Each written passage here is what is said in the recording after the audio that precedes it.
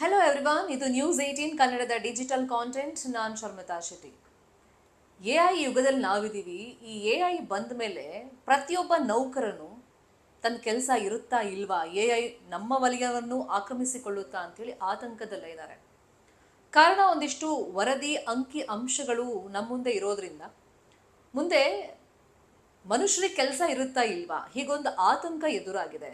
For example, ರೀಸೆಂಟಾಗಿ ನಾವು ನೋಡಿದ್ವಿ, ಅಮೆರಿಕ ಮೂಲದ ದೈತ್ಯ ಕಂಪನಿ IT ಕಂಪನಿ ಒರಾಕಲ್ನಲ್ಲಿ ಹತ್ತತ್ರ 30,000 ಉದ್ಯೋಗಿಗಳನ್ನು ತೆಗೆದುಹಾಕಿದ್ರು.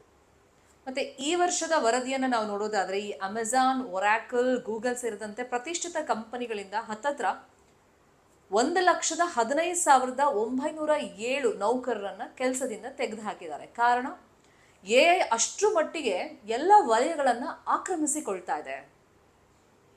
ಜಾಗತಿಕವಾಗಿ ಅಫ್ಕೋರ್ಸ್ AI ದಿನ ಕಳೆದಂತೆ ಅದರ ವ್ಯಾಪ್ತಿಯನ್ನು ವಿಸ್ತಾರಗೊಳಿಸ್ತಾ ಇದೆ. ಆಲ್ಮೋಸ್ಟ್ ಎಲ್ಲ ವಲಯಗಳಲ್ಲೂ ಕೂಡ AI ಬಂದ್ಬಿಟ್ಟಿದೆ.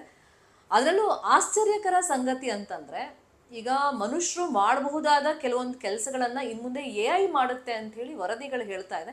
ಇದು ಸಾಧ್ಯನಾ ಅಂತಲೂ ಒಂದು ಪ್ರಶ್ನೆಗಳು ಉದ್ಭವವಾಗಿದೆ. ಕಾರಣ ಈಗ ಈ ಪ್ಲಂಬರ್ ಕೆಲಸ ಇರ್ಬೋದು ಅಥವಾ ಎಲೆಕ್ಟ್ರಿಷಿಯನ್ ವಲಯ ಇರ್ಬೋದು, ಸೊ ಇಲ್ಲೂ ಕೂಡ AI ವ್ಯಾಪಿಸಿಕೊಳ್ಳುತ್ತೆ, ಇನ್ಮೇಲೆ ಮನುಷ್ಯರ ಅಗತ್ಯತೆ ಅಲ್ಲಿ ಬರಲ್ಲ ಅಂತ ಹೇಳ್ತಾ ಇದ್ದಾರೆ.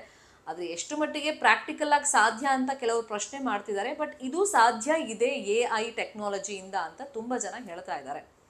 ಸೊ ಈ ಮಧ್ಯದಲ್ಲಿ 2023ರಲ್ಲೇ ಕಾಗ್ನಿಸೆಂಟ್ ಅನ್ನೋ ಒಂದು ಕಂಪನಿ, ನಿಮಗೆ ಗೊತ್ತೇ ಇರುತ್ತೆ, ಆ ಕಂಪನಿ ಒಂದು ವರದಿಯನ್ನು ಕೊಟ್ಟಿತ್ತು. ಅಂದರೆ AI ಬಂದ ಮೇಲೆ ಪ್ರತಿ ನೌಕರನೂ ಕೂಡ ಸೇಫ್ ಅಲ್ಲ, ಯಾರೂ ಕೂಡ ಸುರಕ್ಷಿತವಲ್ಲ AI ಬಂದ ಮೇಲೆ ಅಂತೇಳಿ ಆಗಲೇ ಒಂದು ವರದಿಯನ್ನು ಈ ಕಂಪನಿ ಕೊಟ್ಬಿಟ್ಟಿತ್ತು. ಅಂದರೆ AIನ ಪ್ರಭಾವ ದಿನ ಕಳೆದಂತೆ ಎಷ್ಟು ಮಟ್ಟಿಗೆ ಆಗ್ತಾ ಇದೆ ಅಂದರೆ 93% ಇನ್ ಫ್ಯೂಚರ್ ಹೇಳ್ತಾ ಇರೋದು, 93% AI ಜಗತ್ತನ್ನು ವ್ಯಾಪಿಸಿಕೊಂಡ್ಬಿಡುತ್ತೆ.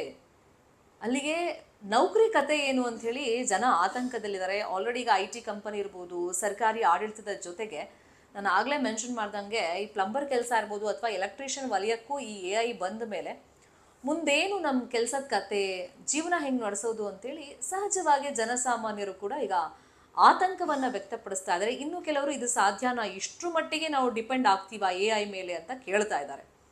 ಅಂದರೆ AIಗೆ ಒಗ್ಗಿಕೊಳ್ಳುವಂಥ ಒಂದು ಪ್ರಮಾಣ ದಿನ ಕಳೆದಂತೆ ನಾವು ನೋಡ್ತಾ ಇದ್ದೀವಿ. ಟೆಕ್ನಾಲಜಿ ಇಂಪ್ರೂವ್ ಆದಂಗೂ ಅದ್ರ ಮೇಲೆ ಡಿಪೆಂಡ್ ಆಗೋದು ಜಾಸ್ತಿ ಆಗ್ತಾ ಇದೆ. ಈ ವೈಟ್ ಕಾಲರ್ ಉದ್ಯೋಗಿಗಳು ಅಂತ ನಾವೇನು ಕರಿತೀವಿ, ವೈಟ್ ಕಾಲರ್ ಎಂಪ್ಲಾಯ್ಸ್, ಅವ್ರಿಗೆ ಈ AIಯಿಂದ ಕುತ್ತು ಜಾಸ್ತಿ ಬರುತ್ತೆ ಅಂತಲೂ ಕೂಡ ವಿಶ್ಲೇಷಣೆಗಳು ನಡೀತಾ ಇದೆ. ಮತ್ತು ತುಂಬ ಕ್ರಿಯೇಟಿವ್ ಆಗಿ ಯೋಚನೆ ಮಾಡೋರು ಅಥವಾ ವರ್ಕ್ ಮಾಡೋರು ತುಂಬ ಜನ ಇದ್ದಾರೆ. ಅವ್ರ ಟ್ಯಾಲೆಂಟಿಗೆ ತಕ್ಕಂತೆ ಪ್ಲ್ಯಾಟ್ಫಾರ್ಮ್ಗಳು ಸಿಗ್ತಾ ಇತ್ತು, ಜೊತೆಗೆ ಸಂಬಳ ಸಿಗ್ತಾ ಇತ್ತು.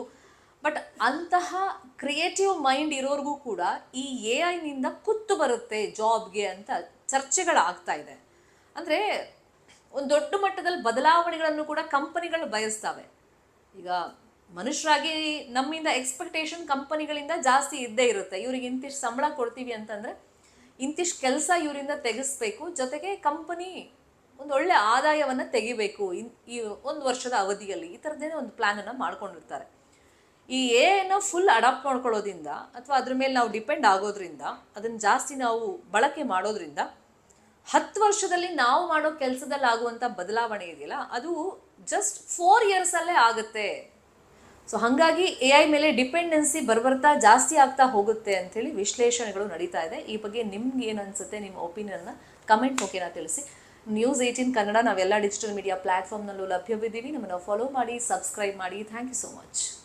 ನಿರ್ಭೀತ, ನಿಷ್ಪಕ್ಷಪಾತ, ವಿಶ್ವಾಸಾರ್ಹ ಸುದ್ದಿಗಳಿಗೆ ಮತ್ತೊಂದು ಹೆಸರಾಗಿರುವಂಥ ನ್ಯೂಸ್ 18 ಕನ್ನಡ ಈಗ ಆ್ಯಪ್ನಲ್ಲೂ ಲಭ್ಯವಿದೆ.